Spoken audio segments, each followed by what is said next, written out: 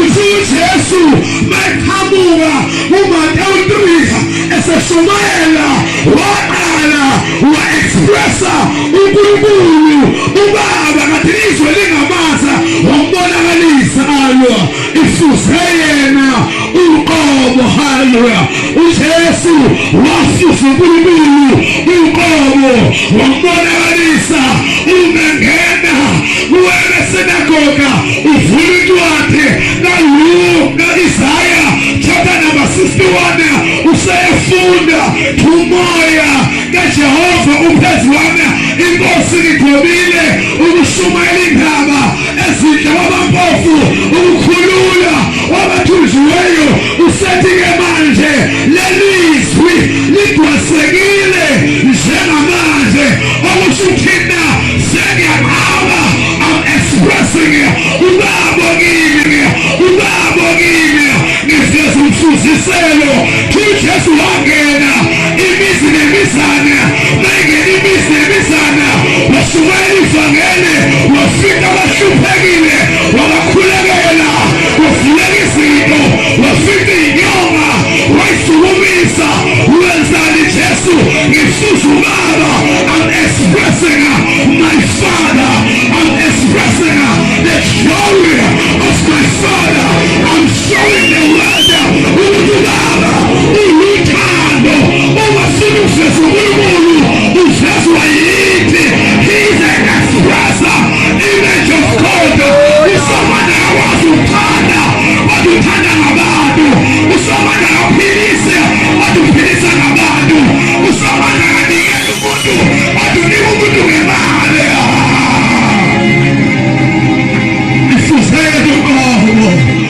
Ifuzelo uqobo yafika isiqulu sinambobo. Ifuzelo uqobo yafika isiqulu sinambile sihleli 3 years mayisibona isiqulu inkosi yamakhosi yaqala yathandazidwa yini wathi khona u5 bakhona ufisha ababili yaqala inkosi yayiletha izingwa esu5 nofisha ababili yabeka phezulu yasibusisa mhlaka ngisho njalo unikelwa ngasa wathi inkosi yasibusisa twizingwa sana wenzani Jesu ngisusa ubaba onikela imana wanisimana yanjama miliyoni hlane. He's an expresser image of the Father.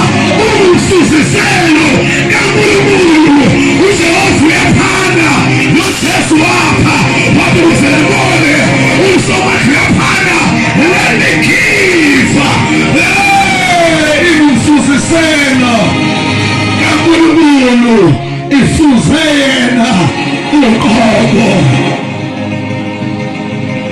Abantu abaningi mabefunda i-Old Testament bambona ngathi uJehova unolaka uyalwa uyashayana bathi inkosi yathi animasanga kahle ubaba bathi mina ngifuzele uqobo ngizomveza ukuthi ulungile unothando uyathethelela uyasindisa yehlibo nyama mayala phansi kwabantu uhamba umfuziselo kaNkulunkulu ifuze yena uqobo.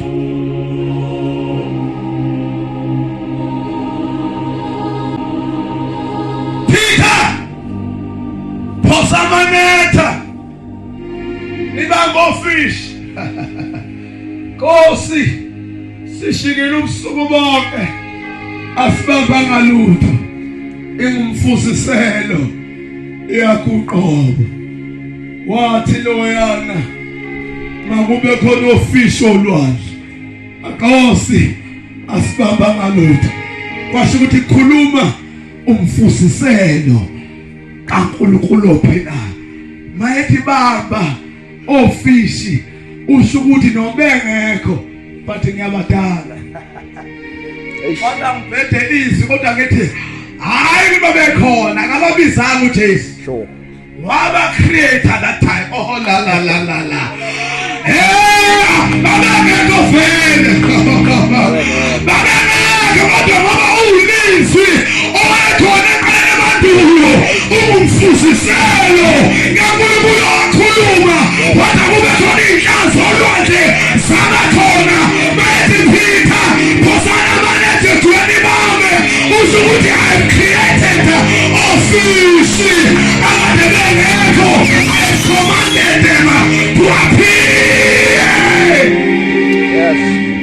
Fuzile uyise wakhe ukhuluma izinto zenzeka.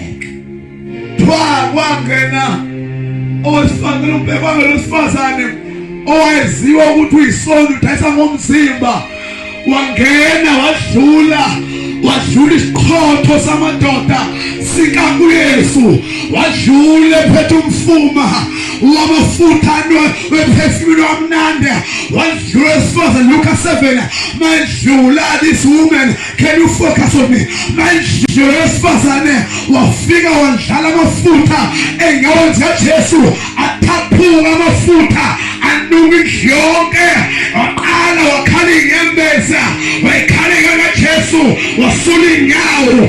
Ayisenamadoda ukuba nomuntu umprofeta ekazokwazi nomuntu ukuthi lesisoni lesi kanti amfundanga kahle uNkulunkulu ukuthi God is a God of mercy, is a God of salvation.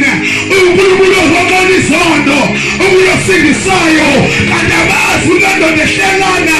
He is umfusiselo, he is an express image of God of mercy, of God of love, God of forgiveness. uNkulunkulu wentethelelo, uNkulunkulu wothando, noma siwesifazane ukudayisa umzimba kanti weza kwi-throne room. uJesu igama lakho uyisihlalo somusa, ufihlele amakherubi, uye amakherubi, uyihla somusa, awusondele kuye uhlangana noNkulunkulu wesihawu.